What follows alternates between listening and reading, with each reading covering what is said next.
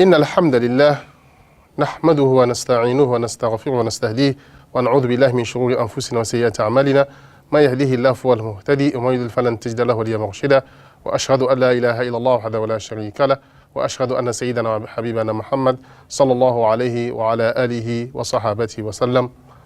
Au nom de Dieu, le Seigneur, le clément, le miséricordieux, le très miséricordieux, que la paix et la bénédiction d'Allah soient sur le sceau de tous les prophètes, le prophète Mohammed sallallahu alayhi wa sallam, que la paix et la bénédiction d'Allah soient sur lui, sur sa famille, sur ses compagnons et sur tous ceux qui suivront sa voie jusqu'au jour du jugement dernier. Chers téléspectateurs, soyez les bienvenus à un nouveau numéro de votre émission, le développement personnel. Au cours de l'émission passée, nous avions parlé des conditions pour fixer les objectifs et les buts gagnants dans votre vie. Et nous avions abordé la première condition qui consiste à avoir des objectifs qui sont en accord et en harmonie avec vous-même. Au cours de cette émission, nous allons aborder les restes de ces conditions. La deuxième condition est que vos objectifs doivent être bénéfiques pour le monde et non pour vous seul. Parce que quand vous avez un objectif qui ne soit que bénéfique pour vous, c'est de l'égoïsme. Il faut avoir un objectif qui sera bénéfique pour tout le monde. Car un objectif purement égoïste ne rapportera jamais un vif succès.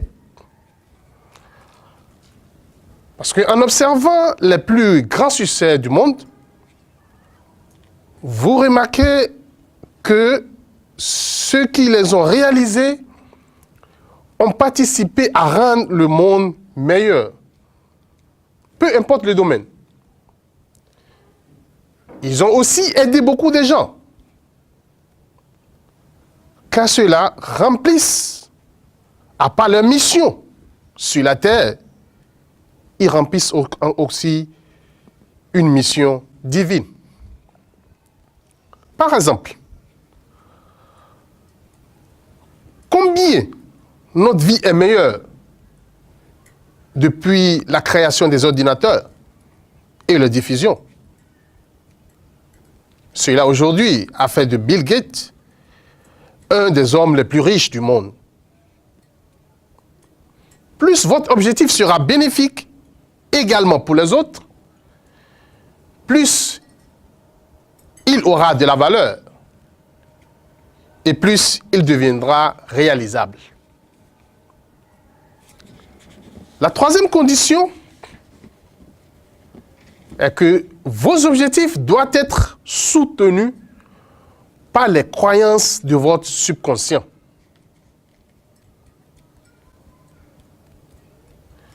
Je dis, vous est-il arrivé déjà de fixer un but, un objectif, de mettre tout en œuvre pour le réaliser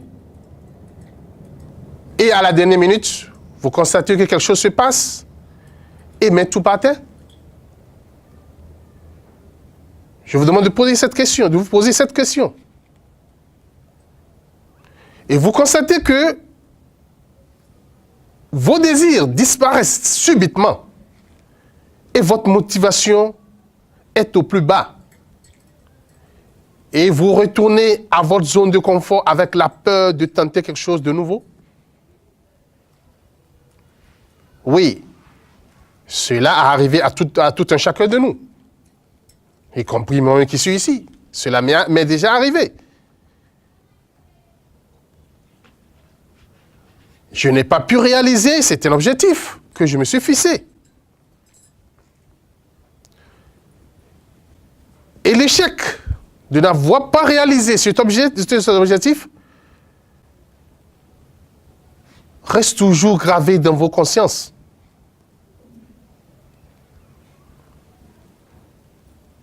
Si vous vous demandez pourquoi je n'ai pas pu réaliser cet objectif. Des fois, vous trouvez des difficultés à avoir des réponses concrètes. Alors que les causes réelles de cet échec est que certaines croyances ancrées dans votre subconscience étaient contradictoires avec votre objectif.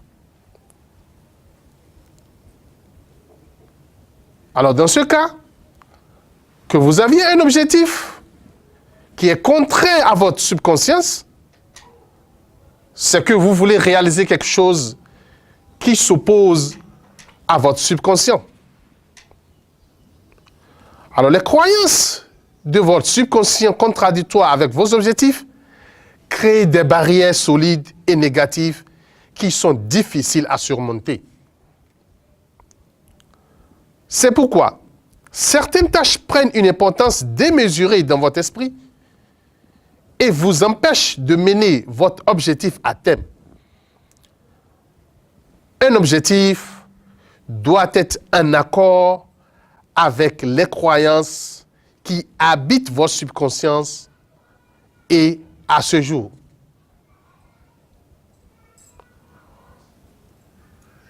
Vos croyances peuvent changer avec le temps, grâce à vos lectures, à des cours que vous suivez, etc. Mais vous ne pourrez jamais rien accomplir qui soit plus grand que vos croyances. Car la vie de l'être humain est d'abord basée sur sa foi et sa croyance.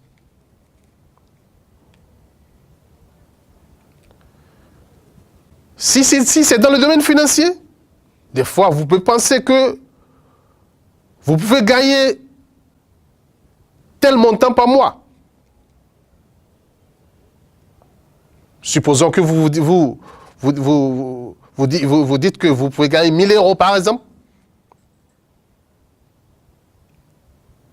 Vous n'aviez pas ici fixé l'objectif de gagner 1 million. Vous aviez fixé un objectif qui doit être réalisable selon votre subconscient. Votre capacité, c'est de gagner 1 000 €. Ne fixez jamais au-delà de ce que vous pouvez gagner. Une fois que vous aurez gagné 1 000 par exemple, comme vous l'avez fixé, vous serez réconfortable avec ces sommes. Parce que votre subconscient commence à croire qu'il est possible que vous pouvez gagner plus par mois. Et vos objectifs deviendront de plus en plus grands à partir de ce moment. Mais quand vous vous fixez un objectif au-delà de votre subconscient, vous êtes voué à l'échec. Supposons que je me dis demain, je vous donnerai un test simple, un test très simple à réaliser, qui vous permettra de savoir si votre subconscient est en accord avec vos objectifs. Je partagerai aussi avec vous d'autres conditions qui vont vous aider à réaliser tous ces objectifs. Alors, je dois vous donner des objectifs qui correspondent à ce que je vous ai dit. Alors, comment pouvez-vous tester si votre objectif est soutenu par votre subconscient et non en opposition avec celui-ci?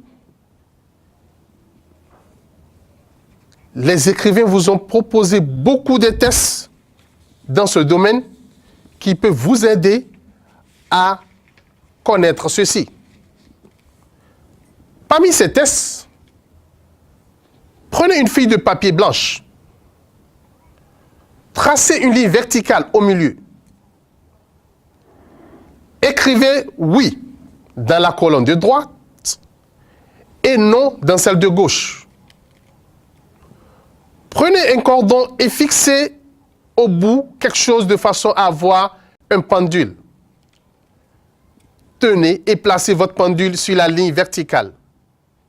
Posez-vous la question, puis-je réaliser l'objectif précis que vous avez précisé? Faites le test plusieurs fois.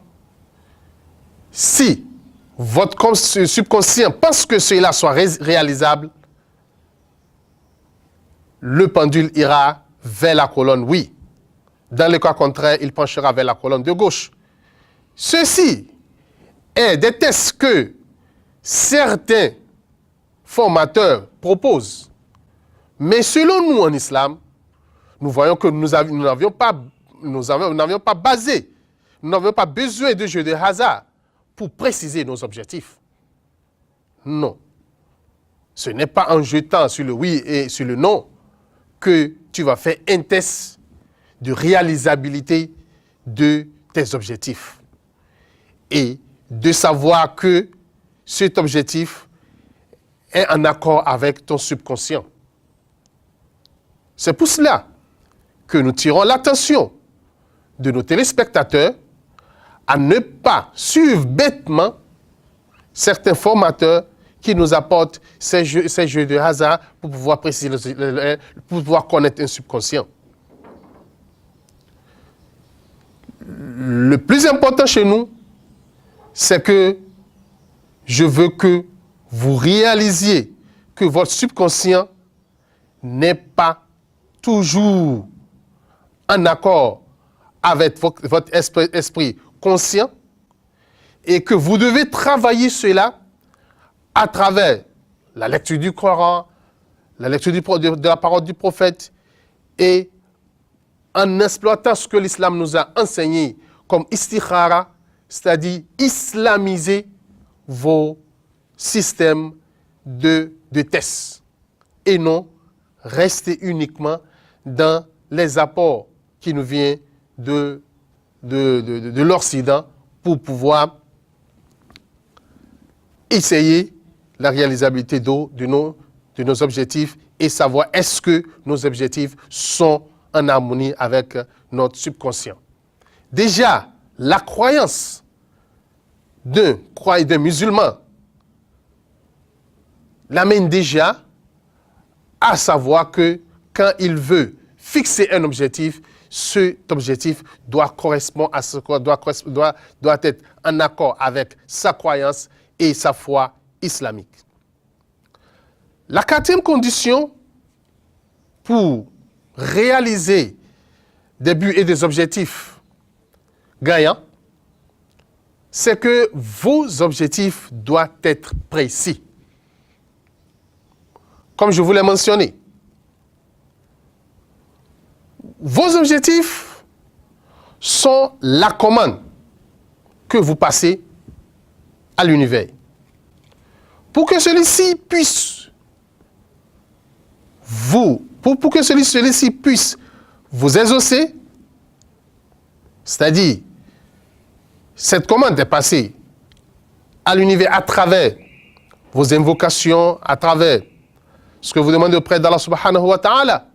Et pour qu'Allah subhanahu wa ta'ala puisse exaucer cette invocation, il doit comprendre exactement et précisément votre demande. Supposons que quelqu'un est dans un état de souffrance, il est dans le besoin, il a besoin de l'argent, il dit je veux plus d'argent. Et il veut travailler pour avoir un montant quelconque, il faut nécessairement qu'il sache quel domaine il va aborder et comment est-ce qu'il va fixer ses objectifs.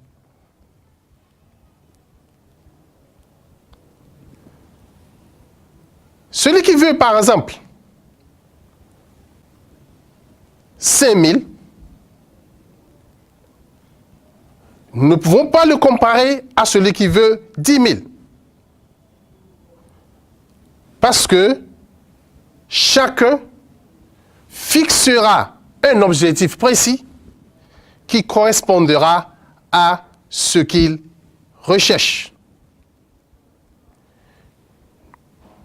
Nous voulons préciser ici dans cette condition qu'il faut toujours que vos objectifs soient précis. Parce que quand les objectifs ne sont pas précis, vous aurez des difficultés à bouger et à atteindre ces objectifs. Et finalement, vous pouvez être voué à l'échec.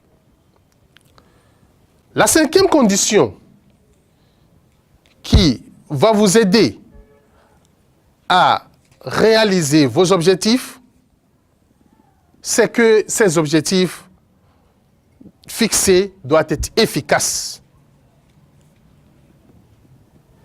Il faut que ceci soit assez attirant et qu'il vous interpelle avec force. Il faut qu'il vous fasse en quelque sorte vibrer et qu'il éveille en vous vos émotions chaque fois que vous y pensez. Car nous disons que l'émotion engendre de la motivation pousse à l'action et l'action vous donne des résultats. La quantité de résultats que vous obtiendrez dépend de la qualité et de l'intensité de vos émotions. Des émotions positives engendrent des résultats positifs. Et c'est valable à l'inverse. C'est-à-dire les émotions négatives apportent des résultats négatifs. D'un point de vue scientifique, les émotions positives déclenchent des vibrations positives et attireront en retour des résultats basés sur la même fréquence de vibration. Soyez attentifs à vos émotions, car vos résultats sont la tradition de ce qui vous habite. Cette méthode est appliquée par beaucoup de gens et je vous garantis qu'elle fonctionne parfaitement. Et chaque fois que vous travaillez, essayez d'avoir toutes ces conditions. Chaque fois que vous fixez des objectifs, essayez d'avoir ces conditions devant vous pour que vous puissiez atteindre facilement vos objectifs. Nous sommes à thème de ce numéro et nous espérons vous revoir très prochainement pour un nouveau numéro de votre émission de développement personnel. Wassalamu alaikum wa rahmatullahi ta'ala wa barakatuh.